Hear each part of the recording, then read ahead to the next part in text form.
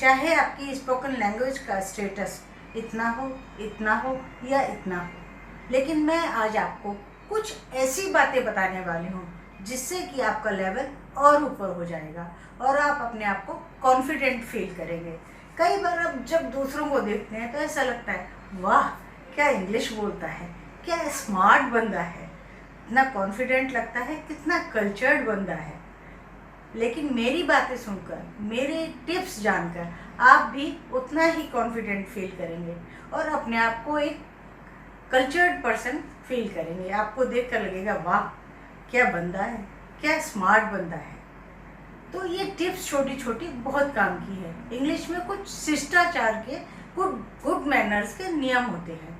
इन words को ध्यान रखिए, उसके अनुसार बोलिए, फिर देखिए आप क्या इम्प्रेशन डालने में कामयाब होते हैं। चाहे आप जॉब के लिए इंटरव्यू देने जा रहे हों, किसी विदेश के वीज़ा के लिए इंटरव्यू देने जा रहे हों या किसी और नौकरी के लिए, आपको इम्प्रेशन डालने की सख्त ज़रूरत होती है।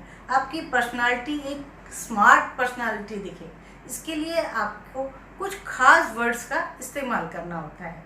सबसे पहले उन वर्ड्स को जान लीजिए। ये कॉमन वर्ड्स हैं, लेकिन इनको कहाँ यूज़ करना है ये जानना बेहद ज़रूरी है। ये वर्ड्स हैं please, thanks, kindly, welcome, allow me, after you, sorry, excuse me, pardon, it's all right, it's my pleasure. ये वर्ड्स बहुत काम के वर्ड्स हैं।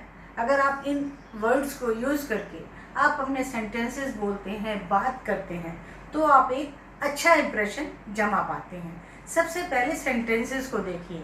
अगर आप किसी से हिंदी में कहते हैं, जरा अपना पेन देना, तो इंग्लिश में कहेंगे गिव मी योर पेन। लेकिन आप इसको बेहतर तरीके से कह सकते हैं, give me your pen please, may I borrow your pen please. तो ये आपको प्रेजेंट करके ऐसा लगता है you have manners, good manners.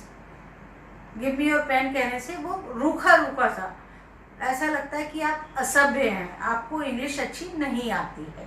अब दूसरा सेंटेंस देखते हैं। आप किसी से कहते हैं एक गिलास पानी दे दो, तो इंग्लिश में कहेंगे give me a glass of water, give me a glass of water. देखिए इसको बेहतर तरीके से कैसे कहेंगे, a glass of water please, a glass of water please, give me a glass of water please. मतलब प्लीज़ लगा करके आपकी वो लैंग्वेज एक बेटर लैंग्वेज बन जाती है। अब तीसरे सेंटेंस पर आते हैं। हिंदी में जब कहते हैं क्या बजाए, तो इंग्लिश में कहते हैं व्हाट इज़ द टाइम। जबकि आप बेटर तरीके से जब कहेंगे व्हाट्स द टाइम प्लीज़, या केवल टाइम प्लीज़ भी कह सकते हैं। अब हम आते हैं नेक्स्ट पॉइंट पर।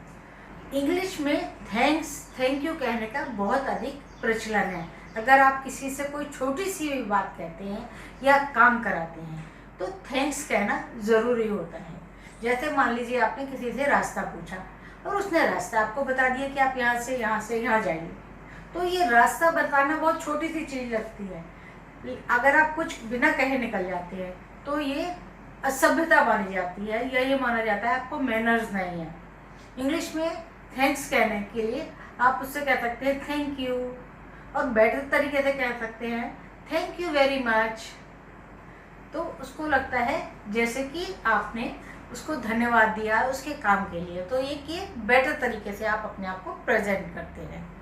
इसके बाद आता है केवल थैंक यू कहने से ही काम नहीं चलता। अगर किसी ने आपको थैंक यू कहा है तो हिंदी में क्या होता है, धन्यवाद का और बात खत्म हो गई। लेकिन इंग्लिश में थैंक्स या थैंक यू कहने के बाद आपको भी उसके बदले में जवाब देना होता है। जैसे वेलकम, किसी ने कहा थैंक यू तो कहेंगे वेलकम, या आप कह सकते हैं इट्स माय प्लेजर, मतलब मुझे ये अच्छा लगा। नो मेंशन प्लीज, कि कोई बात नहीं, धन्यवाद कहा आपने, कोई बात नहीं, इसकी ज़रूरत नहीं है, नो मेंशन प्लीज। या इसके बाद थैंक यू में सबसे ज़्यादा आजकल रिवाज है वेलकम कहने का, वेलकम, इट्स माय प्लेजर। दोनों बात आप एक साथ भी कह सकते हैं। अब हम आते हैं अगले पॉइंट पर।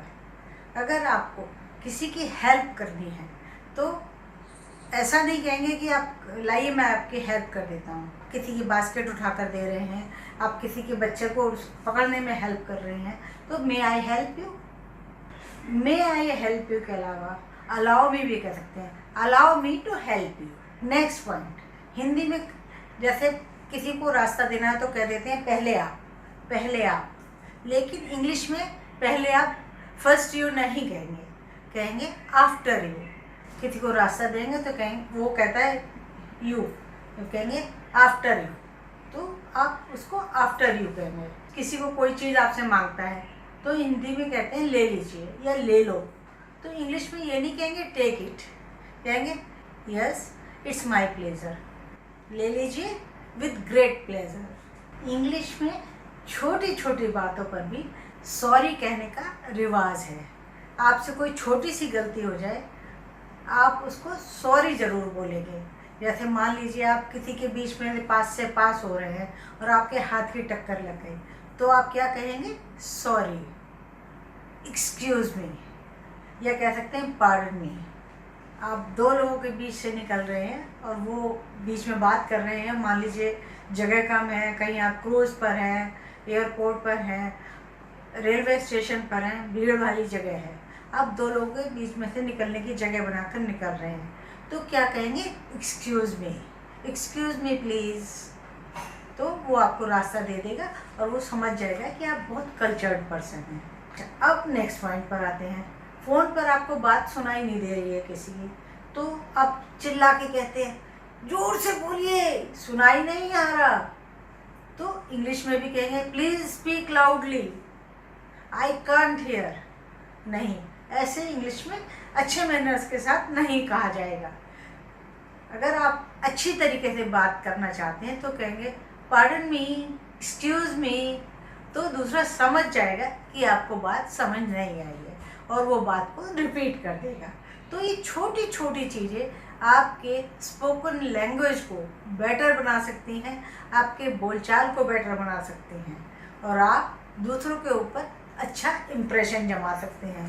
अगर आपको मेरा चैनल पसंद आता है तो इस चैनल को सब्सक्राइब करना मत भूलिए।